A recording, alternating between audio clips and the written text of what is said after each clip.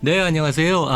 이나무입니다. 일주일 만에 뵀는데 오늘은 저희 그 스튜디오가 게스트를 세 분이나 모셔갖고 지금 카메라도 지금 뭐 6개인가가 지금 설치가 된 것 같은데 아주 뭐 대단한 우리 저 장비를 갖고 오늘 촬영을 하는데 제가 이제 얼마 전에 서점에 갔다가 너무 이미 베스트셀러인 것 같아요. 근데 너무 좋은 책을 발견해서 제목은 상식 불변의 원칙.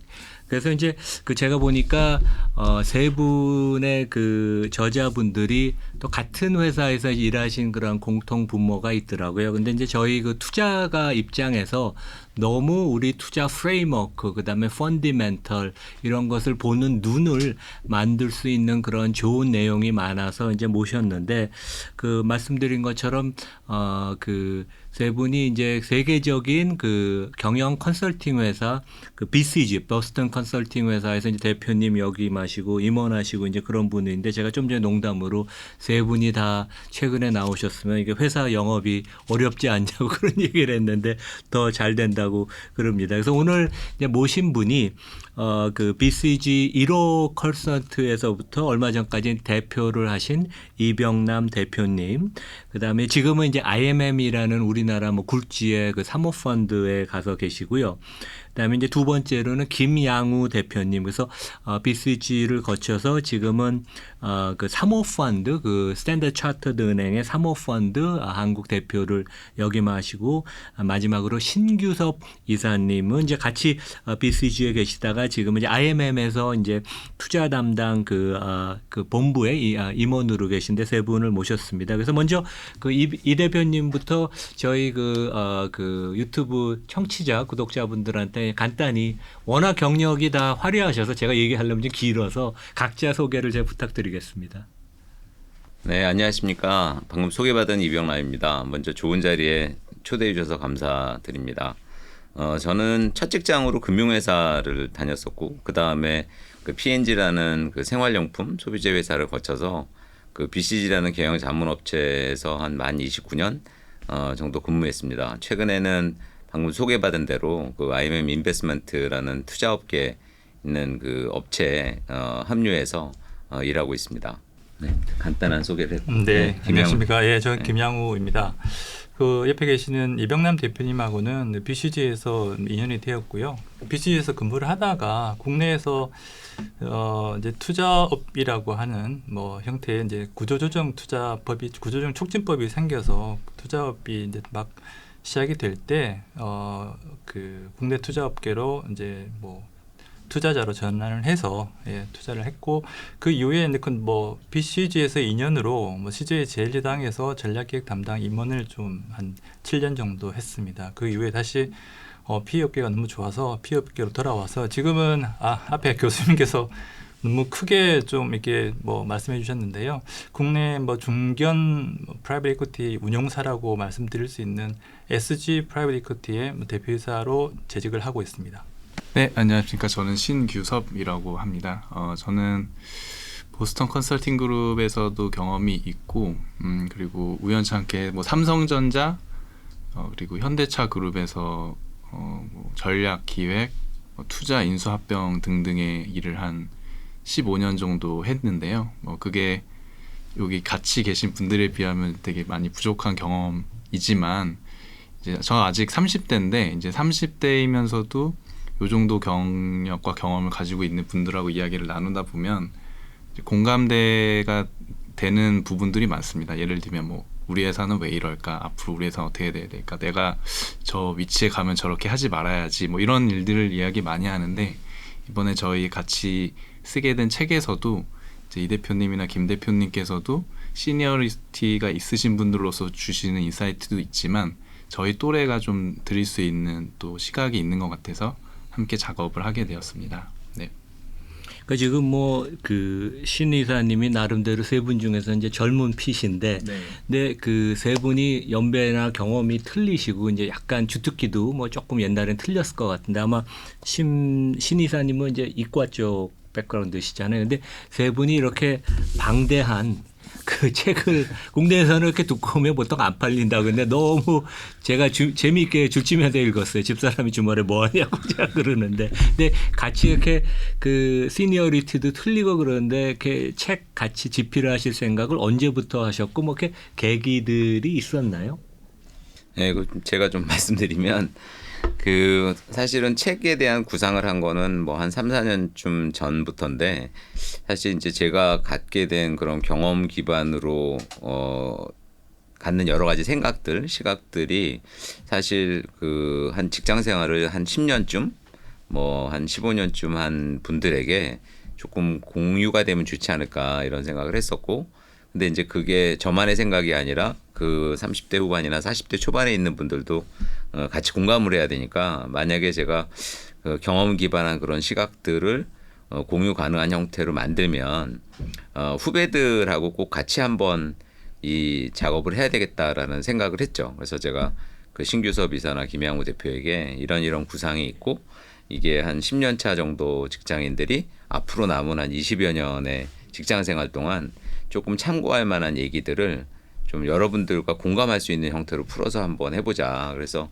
처음에 이제 그 뜻에 이제 두 분이 동의를 좀 해주셔가지고 우리가 뭐 편집의 어떤 방향이라든지 메시지라든지 이런 걸 셋이서 회의를 통해서 많이 좀 조율을 했고 그 중간에 또 어떤 투자업계의 시각은 조금 더 이 업계에 먼저 들어온 김양우 대표가 많이 그런 시각을 좀 넣어줬고 이거를 조금 더 전문 서적화하는 작업은 또 신규섭 이사가 좀 많이 도와줘서 그렇게 같이 작업을 하게 됐습니다. 보통 그 국내가 이제 외국하고 비교하면 그 읽을 만한 책이 좀 없다고 느끼는 게 외국은 이제 경험이 많은 성공한 리더들이 자기 경험을 많이 공유하는 책들이 진짜 많잖아요. 근데 이제 국내는 기업을 하다 보면 그레이한 에어리어가 많아서 그걸 밝히는 게 오히려 이제 부담이 돼서 성공한 기업인들이 이렇게 많으신데 책이 없는데 진짜 20, 30년 동안 그 녹아 있는 그런 경험들을 공유를 해서 상당히 그 좋은 것 같고 제가 이제 학교에서 그 신촌에서 이제 학생들 가르치다 보면 요즘도 제일 가고 싶은 데가 컨설팅 이고 그다음에 이제 금융에서는 또 제일 꽃이 요즘 이제 P인데 그 2주 전에 저희 모셨던 이창환 대표도 골드만 2년 다니다가 이제 KKR 거쳐서 자기 회사 만들어서 아주 젊은 피여서 아주 저도 많이 배웠습니다. 근데 그 컨설팅하고 이제 저희 그 청취자 구독자분들 중에는 이제 또 두 개가 뭐가 틀리냐고 그래서 진짜 컨설팅하고 투자 뭐 이런 그 사모펀드, 바이어펀드 이런 데랑 뭐가 틀리고 양쪽 다 이제 경험을 해보셔서 뭐 장단점이 어떤 데가 있나? 그리고 어디가 좀 더 궁금한 거, 어디가 좀 펀인가요? 재미가. 그거는 그 각자 느끼는 게 조금씩 다를 것 같은데 뭐 우리 김양우 대표님부터. 네, 그 뭐 각 장단점이 있다라고 또 말씀드리면 너무 또 엑스 컨설턴트 같은 답인 것 같은데요.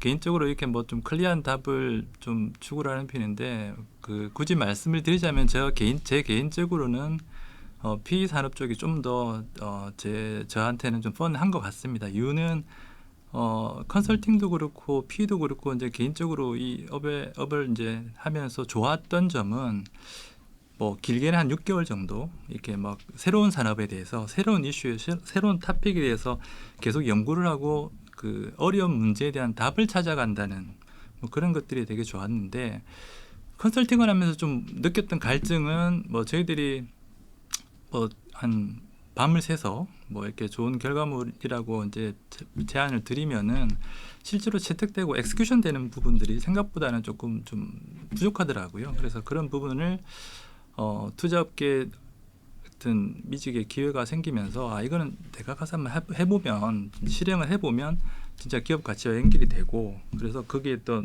과실을 또 향유할 수 있으면 더 좋지 않을까라는 판단이 들어가지고 과감히 옮겼고 그 판단이 좀 맞았던 것 같고요. 아시다시피 피업계 다들 또 선호하는 이유가 뭐 고생은 하지만 열심히 노력은 하지만 노력에 대한 대가는 또 주어지는 거기 때문에 그런 부분들이 있어서 조금 더 PE 쪽이 저는 개인적으로는 좀 즐기면서 생활하고 있는 것 같아요. 그러니까 직접 총알을 장전하고 이제 발사하고 쏘는 거가 더 재미있다는 말씀이신데, 근데 그 실제 컨설팅하고 뭐 PE 사모펀드랑은 뭐가 어떻게 틀리나요? 그러니까 저희 이제 뭐 젊은 저희 구독자 청취자들도 많은데 좀 막연하게 실제 거기서 인턴을 하고 그러지 않으면 또 잘 모르니까 뭐가 그 제일 부분에 대해서는 네, 네. 유섭 이사님 한번.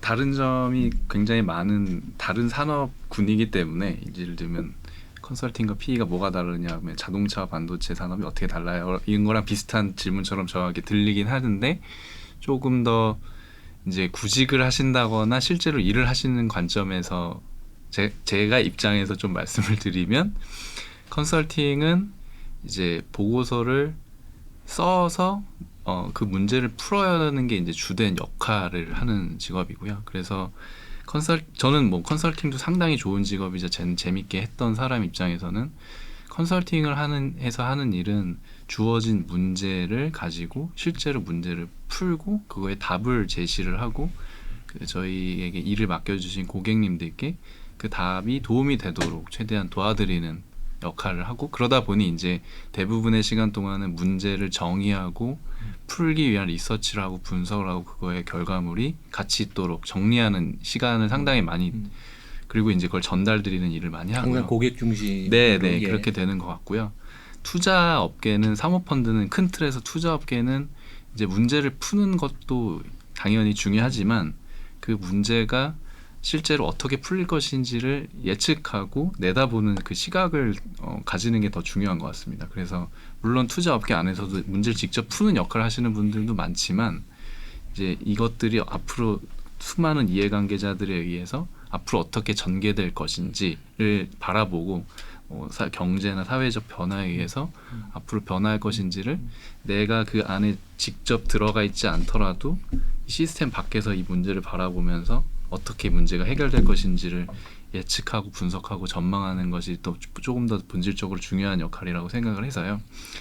만약에 일을 찾는 입장이라면 저는 제 생각에는 두 직업 모두 성공을 한다면 둘 다 경제적으로는 풍요로울 수 있는 직업이라고는 생각을 하고요. 다만 이제 물론 뭐 눈높이에 따른 기대치는 다들 다르시겠지만 다만 이제 성향은 분명히 좀 다른 것 같다라는 생각 그리고 어디서부터 본인의 충만함과 만족감을 느끼느냐가 직업 선택의 기준이 되어야 되지 않을까라고는 생각하고 있습니다. 그러니까 한 달 전쯤 저희가 강성구 대표를 모셨어요. 저는 이제 개인적으로 포럼도 같이 하고 그래서 좀 개인적인 관계는 있지만 이제 보통 저희가 아는 그 액티비스트 뭐 어떻게 보면 전통적인 그 가장 뭐 일반적인 그런 바이아웃 펀드랑은 또 좀 틀리지 않습니까? 되게 뭐 외국 같은데 오히려 헤지 펀드에 가까운데 이분이 또 제가 놀란 게 그 전기차 덕후더라고요. 2016년부터 자기 모든 개인 돈을 전기차 테슬라에 투자를 하고 자동차 나오는 거 다 사이버 트럭까지 주문을 하고 그래서 이렇게 또 이런 쪽 하는 분들도 또 자기 깊이 있게 빠지는 분야가 있고 그래서 되게 재미있었어요. 그래서 하면서 또 많이 배우고 그래서 이게 되게 특징들이 또 계속 그 개성들이 있으시구나 이제 그런 생각을 했습니다. 예.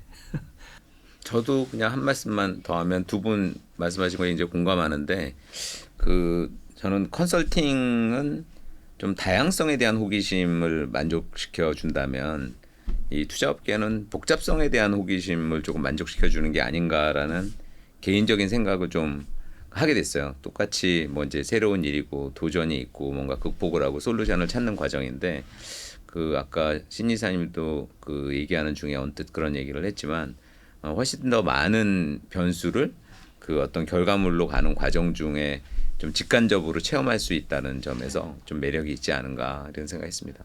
그러니까 이제 새로운 산업으로 이제 옮기셨는데 소프트 랜딩을 잘 하시고 있으신 것 같네요. 그 책 이제 제가 쭉 보다가 앞부분에 저도 어느 정도 뭐 들어본 개념이 있지만 재밌었던 게 그 산업이 이제 어떠한 그 최적의 균형으로 가는데 3의 법칙, 룰 오브 3라고 그래서 우리도 이제 국내 통신사가 3개사고 중국도 보면 차이나 모바일, 유니컴, 텔레콤 이제 3개 회사가 통신을 그 큰 중국 시장을 하고 자동차도 뭐 미국의 빅3 그다음에 독일 보면 뭐 책에 보니까 아우디, BMW, 벤츠 하는데 이게 왜 이렇게 저희는 이제 저는 금융에 있어서 그냥 결과를 놓고 하지 그거가 왜 그럴까 너무 막 깊이 파헤치지는 않는데 그게 어떠한 그 경험에서 오는 뭐가 있나요? 이게 세 개 회사로 이렇게 균형으로 가는 게. 그러니까 저도 이제 컨설팅을 하면서 이제 선배들에게 이제 듣고 배우고 했던 그 여러 가지 어떤 산업을 바라보는 시각 중에 하나인데 그 산업의 어떤 균형점에 대한 시각 중에 하나인 거죠. 그러니까 예전에 뭐 GE의 경영자가 뭐 1, 2등 사업이 아니면 그 더 이상 포트폴리오를 가질 이유가 없다라고 또 하나의 시각을 갖고 있는 것처럼 산업의 이제 균형점이 그 한 3개 정도 업체가 있으면 일정 시간 동안 그 역학이 좀 유지된다라는 거고 그래서 뭐 50%, 30%, 20%의 시장 점유율을 갖든지 아니면 40%, 20%, 10% 정도의 시장 점유율을 가지면 그때 이제 어떤 균형점을 갖고 새로운 방향을 모색할 수 있는 일정 시간이 주어진다라는 어떤 경험치에 근거한 그 시각인 것 같고 물론 이제 그 룰 오브 3 and 4라고 그래서 그냥 법칙이라는 거를 붙이긴 했지만 그게 뭐 모든 산업의 모든 시점에 맞는다기보다는 경쟁 역학을 바라보는 하나의 시각이고 뭐 흥미로운 시각이다라고 생각합니다. 그러니까 물론 이제 모든 산업에 적용되는 건 아니고 이제 이렇게 결과적으로 된 산업들이 있는 거죠. 근데 그 국내에는 상장 안 돼 있지만 이제 제일 요즘 화제인 기업이 쿠팡 아니에요. 그러니까 저도 쿠팡의 약간 거버넌스를 좀 저는 처음에 좀 불편해서 왜 이 창업한 분이 이랬을까 하면서도 이제 저도 유저로서 써보면 너무 깜짝 놀래고 지금은 그 제 책도 이것도 쿠팡에서 주문을 했거든요. 출판사가 다 밑으로 또 들어와 있더라고요. 그래서 진짜 야 대단하다. 그리고 마켓시어도 늘어가는데 이런 그 전자상거래 이커머스 같은 데도 지금 이제 플레이어들이 되게 많잖아요. 근데 이런 데도 점점 이게 결국 압축이 되나요? 왜냐하면 이제 투자하는 사람 입장에선 이게 앞으로 5년, 10년 후에 주가라는 건 이제 미래를 계속 실시간으로 반영을 하니까 그 지난주엔 또 쿠팡 실적이 미국에서 좀 나왔는데 생각보다는 좀 괜찮았습니다. 그러니까 캐시플로우가 조금 이제 좀 괜찮아지는 그런 모습을 보이는데 이게 앞으로 어떻게 전자상거래 이커머스는 전개가 될 거예요? 미국은 좀 교통 정리가 많이 된 편 아니에요, 되게. 이건 제가 뭐 개인적인 전문가라고 할 수는 없기 때문에 뭐 우리 김양우 대표나 신규섭 이사 뭐 개인적인 시각이 있으면 좀 들어보고 뭐 저도 뭐 간단하게 말씀드릴 수는 있을 것 같은데. 네, 저도 이 책을 준비하고 좀 업에서 일을 하면서 이 3회 법칙에 대해서 여러 가지 측면에서 생각을 하게 되는데 이제 이 일이 왜 일어나는지에 대해서 생각을 해보면 이 일이 어떻게 우리가 실제 전략 수립이나 투자에 적용해야 되는지 좀 생각을 할 때가 있는데 일단 저는 크게는 인간의 인지적인 한계에서 나오는 차이라고 좀 생각을 합니다. 네. 1차적으로는 사람은 보통은 제일 어떤 한 제품을 생각할 때 또는 어떤 대상을 생각할 때 하나, 두 개, 세 개 정도의 이름을 편안하게 생각을 하는 것 같고요. 그렇죠. 네네. 그거에 의해서 보통 이제 어떠한 선택을 할 때 세 개 이상의 선택지를 고르는 거를 염두에 두는 거를 별로 좋아하지 않는 것 같습니다. 그게 일단 기저에 깔려 있다 보니까 어떤 선택을 할 때든 사람은 두 개 또는 세 개의 옵션을 선택하고 그 이상의 것을 잘 선택하지 않는 그 선택지들 때문에 첫 번째 일단 가장 쉽게 선택할 수 있는 거를 첫 번째로 고려를 하고 그 다음에 두 번째, 세 번째 옵션을 고려해야 하는데 경제적인 구조 또는 회계적인 구조로 봤을 때는 그것 때문에 가장 높은 가격 포지션을 첫 번째 업체가 가지게 되고 그 첫 번째 업체가 가지고 있는 이 규모의 경제로 인해서 더 낮은 규모의 비용 구조를 가지기 때문에 이 두 가지로 인해서 이제 가장 큰 마켓 쉐어와 이익을 가져가게 되는 것 같고요. 그게 이제 두 번째, 세 번째 정도로 내려가면 갈수록 이게 점점 이제 파이가 작아지면서 실제로 여기서 얘기하는 건 이제 매출의 파이라기보단 이익의 파이인데 이익의 파이가 점점 0에 수렴하는 그 지점이 어느 이하로 내려가면 더 이상 이제 유의미한 사업 구조를 달성할 수 없는 게 뭐 자연 법칙이라고 할 수는 없지만 그냥 귀납적으로 3회 법칙 정도까지 되는 것 같고요. 근데 이 3회 법칙이 정확하게 적용되는 산업은 글로벌리 원 마켓에서 제조업 형태로 유통이 되는 형태의 산업에서 적용이 되는 글로벌리 호모지니어스한 비즈니스 동일한 제품. 경쟁 구도에서 제조업 기반인 예, 경우에 예. 이게 정확하게 그러니까 스케일 이코노믹스가 리니어한 경우에는 이렇게 되는 것 같고요. 근데 여기서 이제 베리에이션이 산업이 성장하고 있는 상황에서는 좀 더 많은 플레이어가 균형을 이루게 되는 경우도 있는 것 같고 시장이 세그멘티가 좀 복잡한 경우에는 또 많은 플레이어가 경쟁을 하는 것 같고 반면에 글로벌리 원 마켓인데 네트워크 효과가 압도적인, 예를 들면 플랫폼 기업의 경우에는 3이 아니라 그냥 하나로 수렴을 하게 되는 경우도 있는 것 같고, 근데 오늘 뭐 네. 컨설팅 강의 듣는 시간에. 그래서 예를 들면 이커머스 같은 경우에는 하나로 수렴할 가능성이 더 높지 않나라는 생각은 더 들지만, 그러니까 지금 1위 하는 데가 더 네, 네. 독보적으로 할 가능성이 네. 있다는 그렇게 얘기네. 바라보는 게 뭐 그냥 일반적인 시각이어야 되지 않을까라는 생각이 들고, 반면에 예를 들면 다양성이 존중되는 플랫폼, 예를 들면 넷플릭스와 디즈니 플러스다, 그런 경우에는 두 회사가 사실 플랫폼 비즈니스의 형태를 가지고 있어 보이지만 실제로는 컨텐츠 비즈니스이기 때문에 그런 경우에는 이 법칙이 어느 정도 적용이 되는 게 아닐까. 그래서 넷플릭스가 있고 디즈니 플러스가 있고 또 제 3, 4의 업체 정도까지는 균형을 이루면서 갈 수 있는 정도의 목걸이는 이 비즈니스 있지 않나라는 생각은 하고 있습니다. 네. 그러면 실제 그 쿠팡의 모멘텀이 워낙 좋고 잘 하고 있으니까 그 제 주위에도 보면 쿠팡 쓰면서 다 칭찬을 많이 하더라고요. 더 강해지고 뭐 네이버, 신세계 뭐 이런 하여간 정도지 그 밖은 점점 더 어려워진다고 봐야 되나요?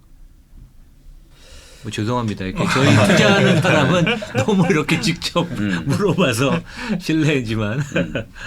네, 네, 저는 뭐 교수님이 워낙 뭐 설명을 잘 해주셔가지고요. 예, 저희 충분히 동의하는 부분이고, 이제 쿠팡 스페시픽하게 뭐 들어와서 제가 뭐 개인적인 시각으로 좀 말씀을 드리면, 그렇죠. 예, 네, 소비자들 입장에서 보면 결국은 아까 말씀드린 여기서는 3위 법칙이 좀 적용되기에는 플랫폼 그 바이 데피니션, 예, 그 어떤 특성 때문에 세개 업체보다는 최소한 뭐 2개 또는 1개 업체로 수렴하지 않을까. 여기 사실은 또 워낙 KPX가 좀 많이 들어가는 그렇죠. 비즈니스다 보니까 네.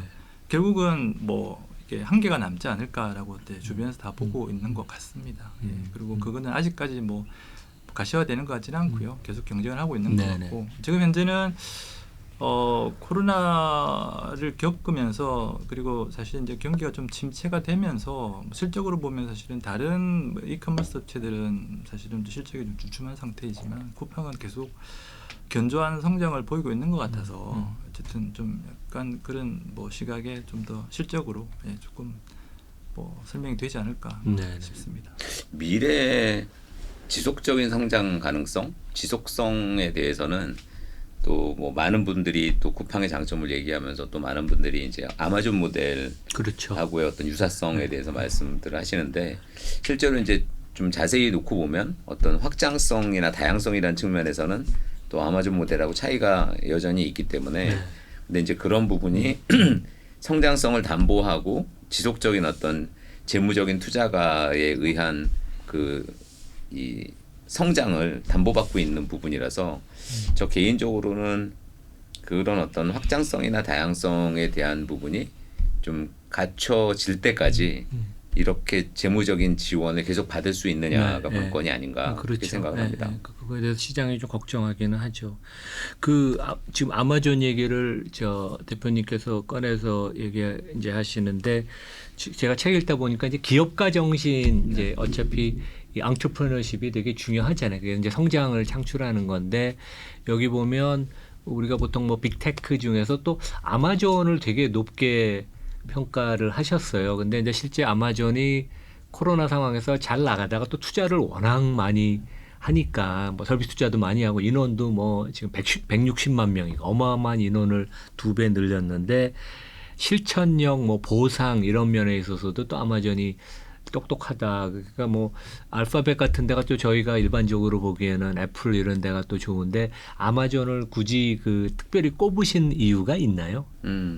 몇 가지가 있는데 이제 가장 시장은 최근 조금 퀘션 마크가 최근에, 그러니까 저는 아마존을 워낙 좋아하는데 또 아마존에 대해서 이렇게 퀘션 마크를 물음표를 하는 투자가들이 해외에도 많고 국내에도 최근에 좀 있으시더라고요, 되게. 네, 어떤 시점으로 보면은 뭐 당연히 기업 가치라는 게 그런 챌린지를 받고 또 어느 정도 또 변형을 하고 뭐 피보팅을 하고 나가는 거니까 어떤 시점에서 봤을 때는 뭐 그런 평가가 다양하게 있을 수 있다고 생각을 하고요. 저희가 아마존의 그 어떤 강점에 대해서 좀 주목했던 거는 그들이 갖고 있는 전략에 굉장히 분명하면서도 우월점을 갖고 있다. 그리고 선순환형의 모델을 구축하고 있다. 이런 점에서 제가 굉장히 높이 평가를 했고, 그다음에 기업이 갖고 있는 어떤 그 문화나 어떤 그 철학에 대한 부분도 굉장히 시간이 지나면서 점점 더 잘 갖춰지고 있다라고 해서 뭐 여러 이제 빅테크 기업들이 다 훌륭한 장점을 갖고 있지만 네. 특히나 어떤 모델의 우월성이나 선순환 구조 그리고 또 지속적으로 그 발전을 해나가는 여러 가지 그 문화적인 측면에서는 굉장히 배울 점이 많다 이렇게 좀 생각을 했습니다. 혹시 뭐 우리 김 대표님이나 그 신 이사님, 왜냐면 저희가 나눠서 또 이거를 각자 벤치마킹을 하고 또 모으기도 하고 또 토론도 하고 뭐 이런 과정 거쳤기 때문에 네, 각각이 또 갖고 있는 생각들이 있으실 텐데. 저 아마존을 이제 뭐 그냥 베스트 프랙티스라고 이 시점에 선정한 이유는 여러 가지 측면이 있는데, 그게 단순히 시가총액이 뭐 오르고 있거나 뭐 투자 대상으로 좋다 이런 차원도 물론 있지만, 그 아마존이 성장해온 경로나 그 회사가 가지고 있는 내재적인 철학이 어떠냐에게 더 중요한 것 같거든요. 네. 저희가 회사의 가치와 성장을 장기적으로 예측을 하려면 그 산업, 그 업이 어떠냐를 보는 게 첫 번째로 중요하겠지만, 그걸 얼만큼 잘 수행할 수 있는 역량을 가지고 있느냐가 중요하다고 생각하는데, 이제 단적인 예로 저희가 이제 예시를 든 것 중에 하나가 아마존이 가지고 있는 뭐 이제 선순환의 사이클, 되게 굉장히 유명한 사이클이라던가, 아니면 데이 원 정신이라고 하는 그것도 굉장히 유명한 이제 회자가 되는 초심으로 돌아가서 다시 데이 원 정신으로 돌아가야 된다라고 이제 매년 주주선에서 이야기를 한다거나, 아니면 지금 AWS라는 비즈니스가 이제 내재적으로 성장해서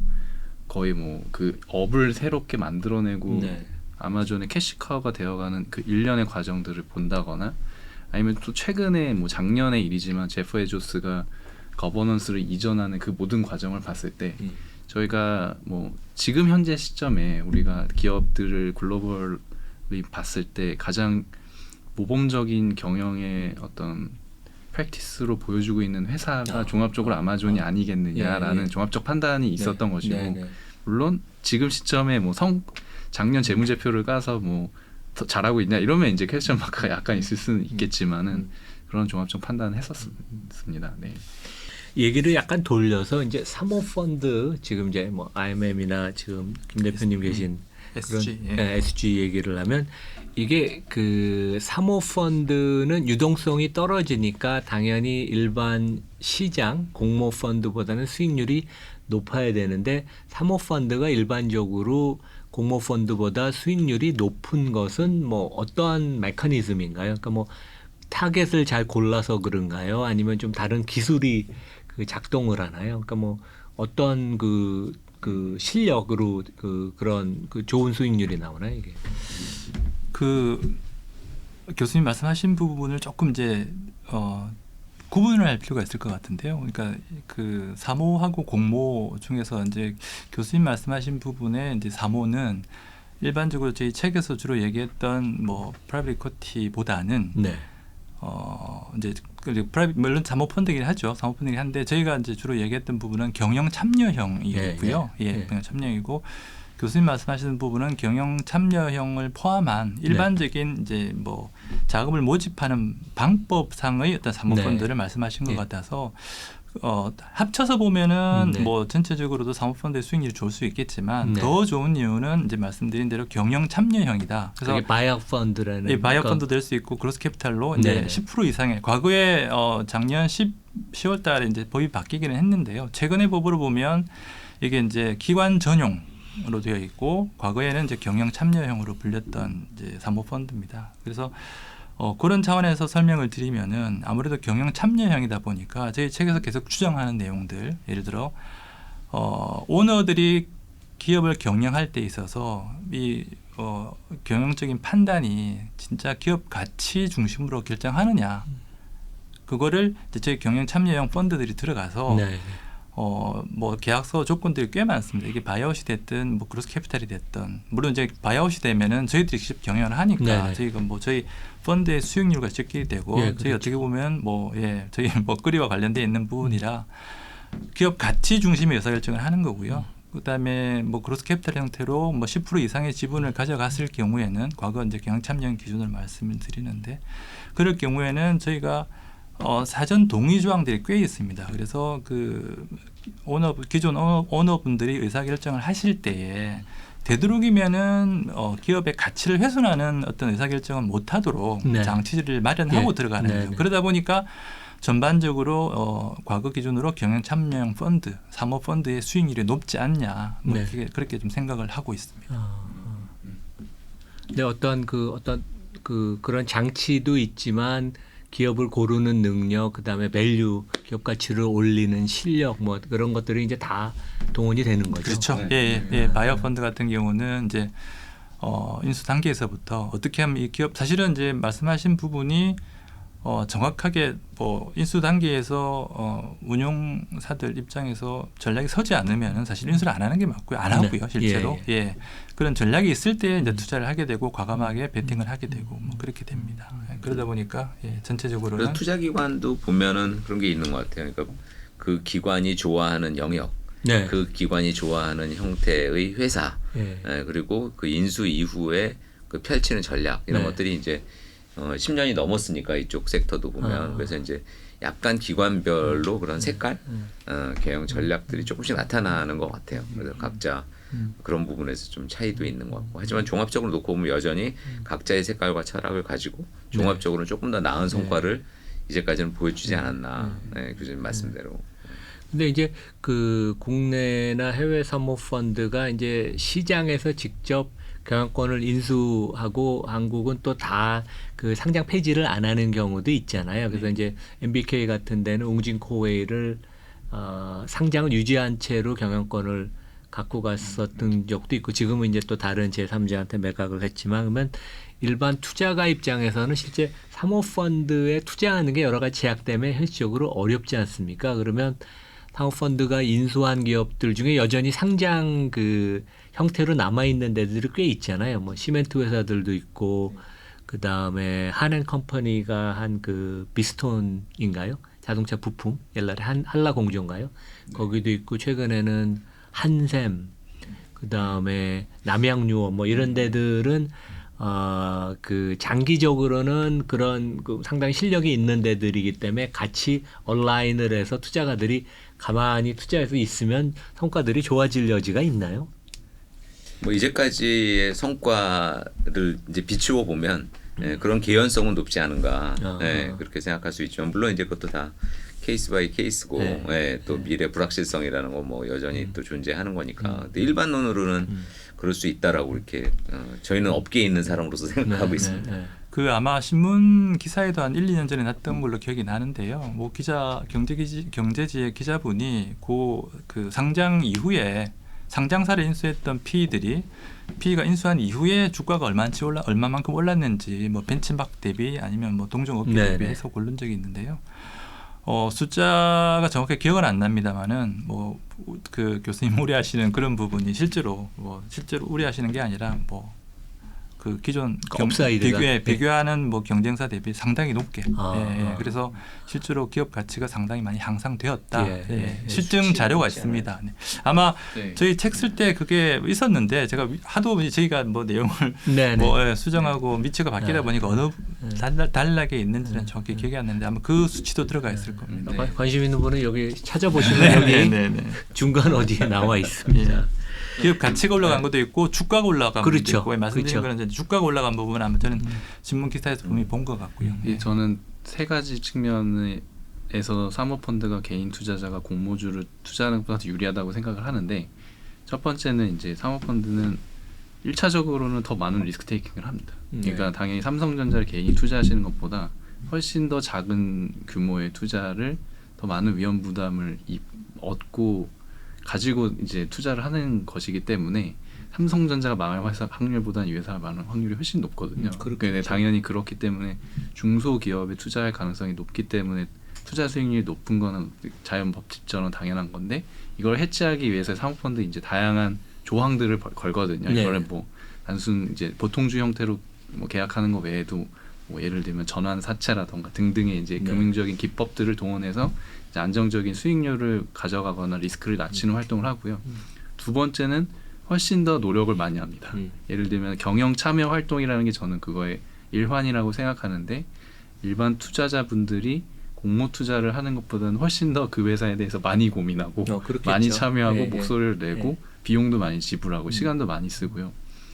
세 번째는 저는 이것도 되게 중요한 문제라고 생각하는데 이제 일반적으로 개인 투자자 관점으로 보면 장기 투자인 경우가 굉장히 많습니다. 네. 사모펀드를 1년 만에 해지하는 경우는 없거든요. 뭐 미니멈 5년에서 7년 정도는 존속 기간이 있기 때문에 뭐 그 당시에 여러 가지 상황상 주가가 낮았다 하더라도 이런 경영적인 기법들과 노력들의 결과물로 한 5년에서 7년이 됐을 때는 보통 투자했을 때보다 상당히 높은 수익률을 걷는 경우가 있는데 주로 이제 신문에서 나는 경우에는 처음과 끝을 보도가 되기 때문에 네. 항상 이제 사모펀드가 높은 것처럼 보이지만 막상 업에 들어와서 보면은 그 안에서도 이런 이제 파도들이 다 있기 그렇겠죠. 마련이거든요. 그렇죠.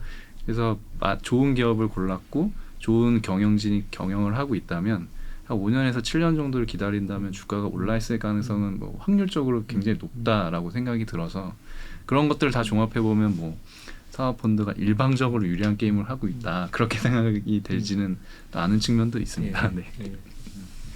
그 약간 연장선상에서 이제 M&A 얘기를 해보면 저희가 뭐 불과 10년 전만 해도 한국은 외국에서 이제 저도 뭐 홍콩 싱가포르에서 그 리전에서 일하면 한국은 특히 뭐 삼성 현대차 같은 대표적인 기업은 절대로 합작을 안 하고 얘네들은 스스로 뭔가 새로 공장을 짓고 새 분야를 들어가도 협력 합작을 안 하고 예외적인 경우로 합작을 해도 삼성도 뭐 JP모건하고 조인벤처도 잘 안 되고 실패 사례가 많잖아요. 그래서 한국은 참 일본보다도 더 좀 되게 그 아주 그 혼자 독자의 길을 걷는 그런 국가라고 했는데 이제 최근에 보면 이제 2세, 3세들이 경영자들이 또 과거랑 틀려서 그런지 특히 이제 SK그룹 같은 데는 최근에 뭐 엄청나게 그러니까 실제 뭐 밖에서는 또 SK는 그 D라는 선수들만 또 중용된다는 그런 얘기도 뭐 그 또 다른 시각에서 보는 사람은 있는데 한국의 M&A 시장에서 아니면 기업들의 경영이 어차피 자체 내에 오가닉 성장을 하든 M&A를 하든 성장을 만들면 되는 거니까요. 그런 면에서는 진짜 많이 바뀐 건가요? 그렇죠. 예, 뭐 저희들이 현장에서 보는 느낌은 과거 대비는 상당히 많이 바뀐 것 같고요. 네. 뭐 저희 뭐 아버님 세대에서 상당히 보수적인 경영을 했다라고 전반적으로 했다라고 보면 이제 뭐 경영 환경이 많이 바뀌기도 했습니다. 그냥 뭐 주변에서 뭐 다들 이야기를 하지만 이게 뭐 멈추면 뭐 죽는다는 표현까지 했을 정도로 상당히 경영 환경이 어떻게 보면 보수적인 경영을 하기에는 어떻게 보면 이렇게 가업을 물려받은 2세들 입장에서는 뭔가 새로운 걸 뭐 만들어서 또 본인에 대한 검증을 또 해야지 또 이끌어가는데 또 뭐 발판이 되는 뭐 그런 또 내부적인 논리도 있고 해서 상당히 적극적으로 딜을 하고 있는 걸로 보이고요. 다만 이제 저희 봤을 때 좀 그 뭐 우려되는 부분들은 뭐 저희 PE 같은 경우도 이제 볼트온이라 그래서 볼트온을 뭐 시너지가 있거나 연관 산업으로 좀 다각화하거나 여러 가지 어쨌든 관계가 있는 M&A들을 주로 이제 추진을 뭐 PE들은 주로 합니다만은 어떻게 보면 어떤 기업들은 신규 사업이라 하는데 다양한 어쨌든 한편으로는 약간 오너의 어떤 뭐 관심 사항 중심으로 좀 다각화되는 그러니까 다각화의 연결고리가 좀 부족해 보이는 그런 M&A들이 좀 일어나고 있어서 그런 건 좀 우려되는 상황이 있죠. 하지만 전반적인 분위기는 지금 뭐 SK도 SK지만 저희가 이제 한국의 M&A 시장이 훨씬 커졌고요. 네. 여기에 보면 펀드의 비중이 어떻게 보면 어떤 경우에는 SI 비중보다 뭐 줄어드는 해도 있고 해서 네. 최근에는 이제 엎치락뒤치락 하고 있습니다. 전체 네. 비중으로 보면 네. FI하고 SI 비중을 놓고 보면 그래서 말씀하신 대로 산업 전반적으로 뭐 SI들의 어떤 M&A가 좀 더 활성화되고 있는 그 모든 거는 기업들 전략적 기업들. 투자가들 말씀하시는 네, 거죠, 네. SI라는 거. 예, 저는 이거를 좀 저희의 소위 말하는 5대 그룹, 10대 그룹의 케이스와 좀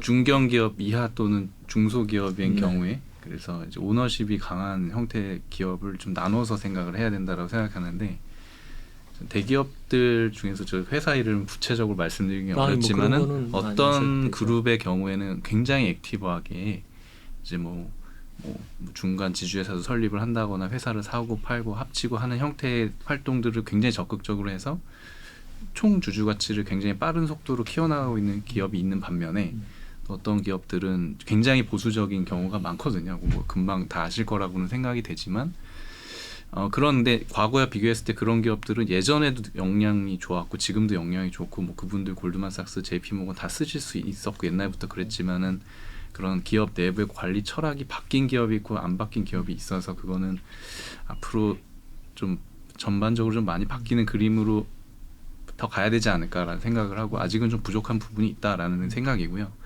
중견 기업 이하에서는 예전에는 사실 하실 수 없었던 이놀가닉 플레이를 이제는 할 수 있는 게 굉장히 많아진 것 같거든요. 이제 김 대표님 말씀하신 것처럼 예를 들면 사모펀드 합작 투자를 한다거나 아니면 또 예전에는 외부에 그렇게 좋은 뭐 기업 개발을 담당할 수 있는 M&A 전문가를 고용할 수 없었지만 이제는 뭐 컨설팅이라던가 뭐 사모펀드라던가 뭐 투자은행이라던가 여기서 이제 자문을 다 받으셔서 좋은 물건을 찾고 합치고 하는 전문 역량을 외부에서 수혈하기가 쉬워지셨기 때문에 야심찬 이제 2세, 3세 이제 오너 기업인들이라던가 스타트업을 이제 시작하신 분들은 그런 류의 적극적인 이놀가닉 전략을 많이 펴시는 것 같습니다. 네.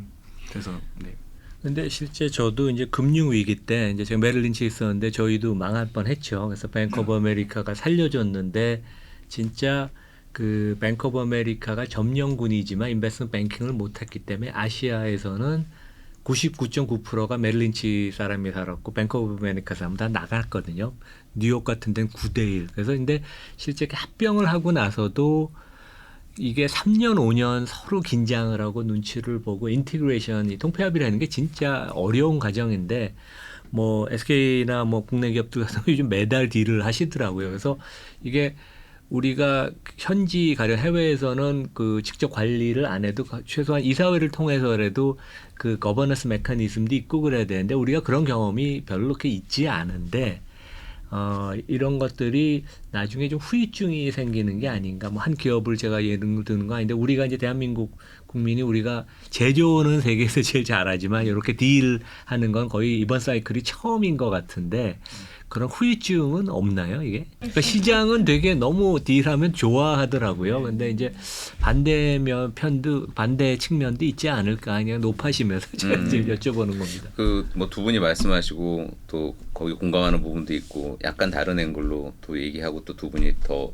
말씀하실 수 있을 것 같은데, 그러니까 저 두 가지가 있는 것 같아요. 그러니까 하나는 그러니까 M&A라는 게 성장이라는 미션을 달성하기 위해서 상시 가용한 도구이다라고 보느냐 안 보느냐가 있는 거고, 그래서 그게 상시 가능한 도구라고 생각한다면 그것을 위한 어떤 역량을 또 그런 경험을 통해서 축적해야 되는 거기 때문에 그 길로 가느냐 안 가느냐에 큰 차이가 있는 것 같은데, 뭐 과거 뭐 5년 전, 10년 전에는 그런 어떤 선택과 시도가 좀 많지 않았다라는 측면이 분명히 있는 것 같고, 하지만 반면에 우리나라 5대 그룹, 10대 그룹, 뭐 30대 그룹도 10년 전, 20년 전 창업 세대로 가면 뭐 더 잘 아시겠지만 상당한 M&A가 있었거든요. 네. 네, 그 회사가 기반을 잡고 하는 데에서는 뭐 반도체로 진출할 때도 그랬고, 뭐 자동차로 진출할 그렇죠. 때도 그랬고, 화학으로 갈 때도 그랬고, 그래서 그런 부분이 선택지로 들어가야 된다라는 얘기를 하나 하고 싶은 부분이 있고요.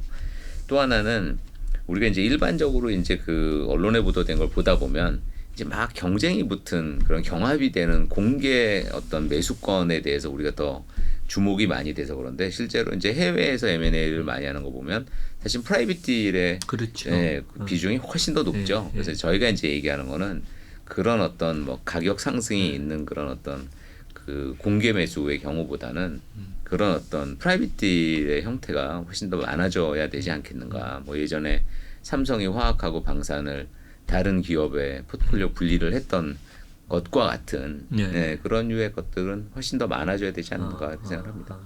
그러니까 M&A는 뭐 계속 앞으로도 많고 그걸 적극적으로 젊은 경영 2세, 3세들이 많이 활용하게 할 수 있다는 얘기네요. 그렇죠? 네. 저희 뭐 책에서도 사실 이제 기업의 어떤 성장사에서 보면은 매년 사실은 포트폴리오에 인앤아웃이 있다는 뭐 여러 가지 사례를 들고 있는데, 그런 식으로 이제 상시 활용 가능한 도구로 생각한다면 뭐 인수뿐만 아니라 사실 매각도 할 수 있는 거고 지속적으로 조정을 할 수 있다 이렇게 보고 있습니다. 근데 특별히 좀 잘하는 데들이 있나요? 그러니까 그 뭐 오너나 아니면 이제 경영진들, 임원들 중에 좀 딜을 보는 눈이나 이런 거 잘하는 데들이 특별히 있나요? 뭐 일반적으로 그 기업 가치가 많이 최근에 상승했던 그런 기업들 보면 뭐 5대 그룹, 10대 그룹 중에서도 좀 눈에 띄는 기업들이 있죠. 국내에서뿐만 아니라 해외에서 뭐 소수지분 투자를 포함해서 그런 것들을 보면은 하여튼 예전보다는 뭐 5년 전 아까 김 대표님도 얘기했지만 5년 전 대비해서는 뭐 훨씬 더 활발해지고 있는 것 같고 앞으로 5년은 좀 뭐 더 활발해지지 않을까. 더 활발해진다. 그렇게 보고 있습니다.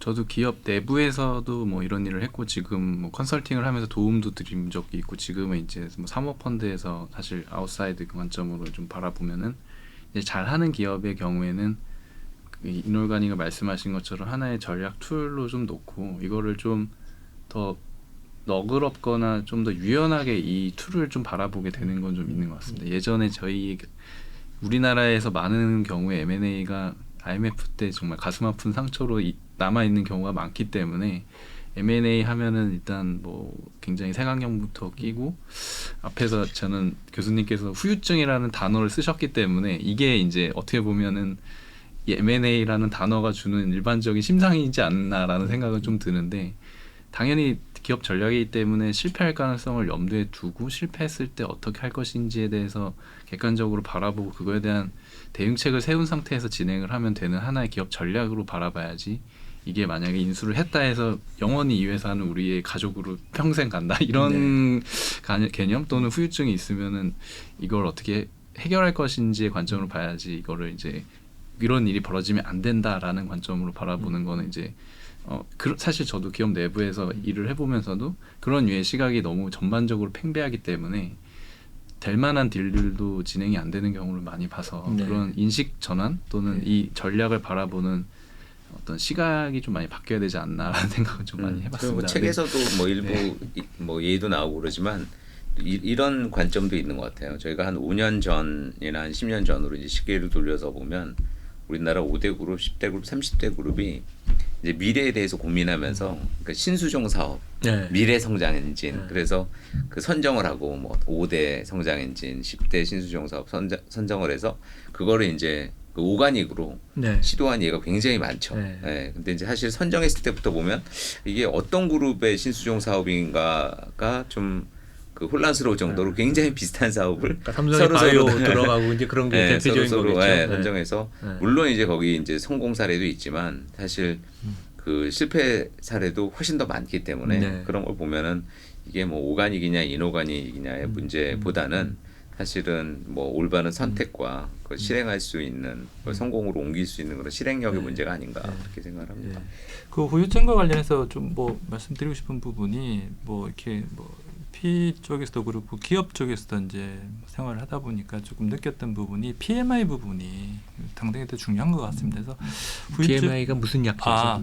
포스트 머저 인테그레이션이라고요. 인수 이후에 사실은 이제 어떻게 보면 뭐 태생이 다른 두 기업이 만나서 이제 하나로 합쳐지는 건데 말씀하신 가버넌스도 그렇고 운영하는 시스템도 그렇고 사실 다릅니다, 그죠? 다른 두 회사가 이제 합쳐져 가지고 어떤 형태든지 간에 뭐 좀 동질감을 가지면서 운영이 돼야 되는데 우리나라 기업들은 이제 뭐 평균적으로 이 PMI 관련해서는 사실 뭐 저희들이 볼 때 P가 하는 것 대비는 사실 갑과 을의 관계가 형성이 돼 있는 기본적으로 깔고 들어가는 형태다 보니까 후유증을 자기 내부적으로 만들어내는 경우도 있지 않냐 뭐 그런 생각이 듭니다. 그래서 좋은 회사임에도 불구하고 PMI를 잘못해서 사실은 데미지를 받는 경우도 뭐 역사적으로 훑어보면 있거든요. 그런 부분에 있어서 PMI도 사실은 상당히 많이 신경을 써야 되는 부분이고 실제로 PE들도 상당히 PMI 부분에 한 사람에 대한 배려 뭐 작은 기업들은 그렇지만 큰 기업들은 어떻게 할지는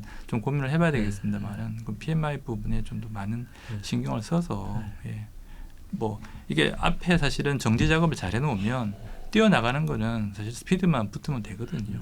그래서 상당히 중요한 작업임에도 불구하고 간과하는 부분이 없지 않아 있다는 부분을 좀 말씀드리고 싶네요. 그러니까 뭐 사람이라니까 뭐 실제 페이스북도 인수를 계속 많이 하면서 또 인수한 회사 인티그레이트해서 잘 되지만 또 창업한 그 작은 회사 창업자는 또 떠나고 그러면서 이제 그런 일들이 항상 많은 것 같더라고요. BTS가 다른 그 기존에 있던 뭐 YG나 SM, 뭐 JYP 보다 훨씬 좀 전략적인 측면에 있어서 뛰어나나요? 저희가 이제 좀 주목했던 거는 뭐 세계관이라는 표현을 썼지만 아, 이런 스토리에 의해서 이런 노래들이 나오는구나. 세계관 싸움에서의 이길 수밖에 없는 그 플랫폼을 BTS 유니버스는 이미 달성을 했다라고 저는 보고 있거든요.